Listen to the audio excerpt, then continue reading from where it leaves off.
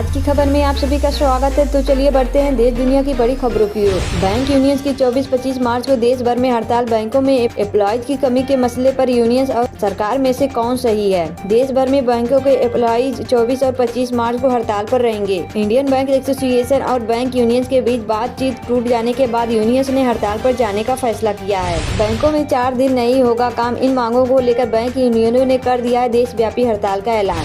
आखिरकार space station से लौट रही है सुनीता विलियम। जानिए कब और कहां पहुंचेंगी पृथ्वी पर। एसएससी जीडी कांस्टेबल रिजल्ट का इंतजार अब खत्म होगा। एसएससी जीडी कांस्टेबल रिजल्ट 2025 कब आएगा? हजारों उम्मीदवार बेसब्री से इंतजार कर रहे हैं। जाने रिजल्ट चेक करने के आसान स्टेप्स, कट ऑफ और आगे की चयन प्रक्रिया से जुड़ी जरूरी जानकारी। औरंगजेब की कब्र पर नागपुर में कैसे मचा बवाल, अभी क्या है हालात? नागपुर के बहाल इलाके में 2 गुटों के बीच झड़प के बाद हिंसा भड़क उठी, जिसमें पथराव और आगजनी हुई। हिंदुत्ववादी संगठनों ने औरंगजेब की कब्र हटाने की मांग की थी।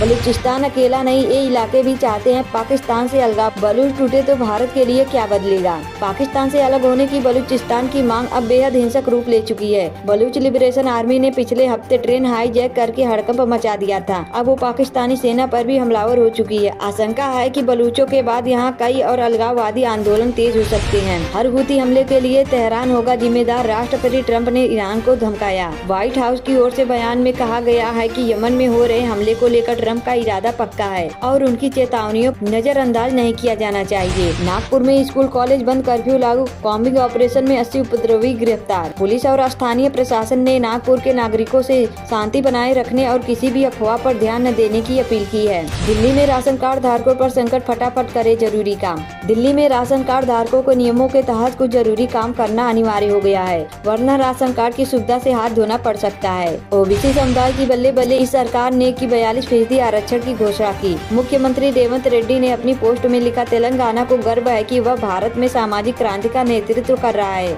यह मेरे लिए सम्मान की बात है। सुनीता विलियम्स की धरती पर वापसी से ठीक पहले बड़े भाई ने खोला बड़ा राज। अंतरिक्ष यात्री सुनीता विलियम्स के वापसी की खबर पर उनके रिश्ते में बड़े भाई दीपक रावत ने खुशी जाहिर की है। भारतीय रेलवे कौन से देश को क्या निर्यात कर रहा है? रेल मंत्री अश्विनी वैष्णव का खुलासा। रेल मंत्री ने बताया कि पिछले 10 वर्षों में रेलवे ने 5 लाख नौकरियां दी हैं, जबकि यूपीए सरकार ने 10 वर्षों के दौरान 4 लाख नौकरियां दी गई थी। सरकार रेलवे में रोजगार के नए अवसर पैदा करने के लिए लगातार प्रयासरत है। पीएम मोदी ने तुलसी गबार्ड को भेंट किया महाकुंभ का जल। रिटर्न गिफ्ट में मिली ये चीज। प्रधानमंत्री नरेंद्र मोदी ने अमेरिका के राष्ट्रीय खूब निदेशक तुलसी गबार्ड से मुलाकात की। इस दौरान पीएम मोदी ने तुलसी को महाकुंभ से लाया गया गंगा जल उन्हें भेंट किया। 31 सालों में 1248 लोगों की मौत। आखिर मैनुअल सीवर की सफाई पर बैन के बाद भी क्यों बढ़ रहे हैं ये आंकड़े? देश में साल 1993 में पहली बार सीवरों की मैनुअल सफाई और मैल धोने की प्रथा पर बैन लगाया गया था। इसके वेजिंग एक्ट 2013 के जरिए इस पर पूरी तरह पाबंदी लगा दी गई थी। इसके बाद भी आए दिन सीवर और सेप्टिंग टैंक की सफाई के दौरान मजदूरों की मौत के मामले सामने आते रहे हैं। दिल्ली में आयुष्मान भारत योजना जल्द होगी लागू। आयुष्मान भारत योजना 12.37 करोड़ परिवारों के साथ लगभग 55 करोड़ लाभार्थियों को अस्पताल में भर्ती होने की स्थिति में प्रति परिवार हर वर्ष 5 लाख रुपए का स्वास्थ्य बीमा कवर प्रदान करता है।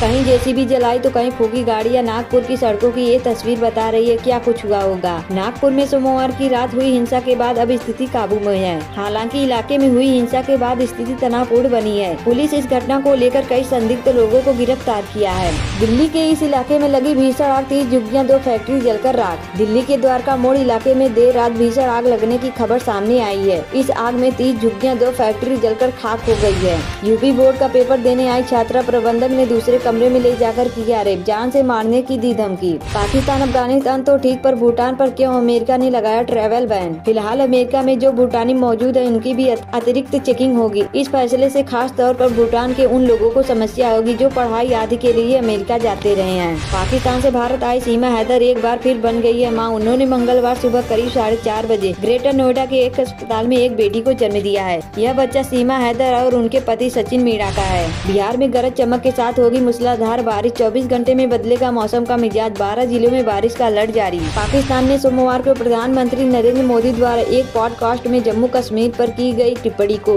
भ्रामक और एक तरफा बताकर खारिज कर दिया। प्रधानमंत्री मोदी ने रविवार को अमेरिकी पॉडकास्टर लेक्स फ्रीडमैन के साथ साक्षात्कार के दौरान कहा, भारत की तरफ से शांति के हर प्रयास का जवाब पाकिस्तान ने शत्रुता और विश्वासघात से दिया है। उन्होंने उम्मीद जताई है कि द्विपक्षीय संबंधों को बेहतर बनाने के लिए पड़ोसी मुल्क के शीर्ष नेताओं को सद्बुद्धि आए।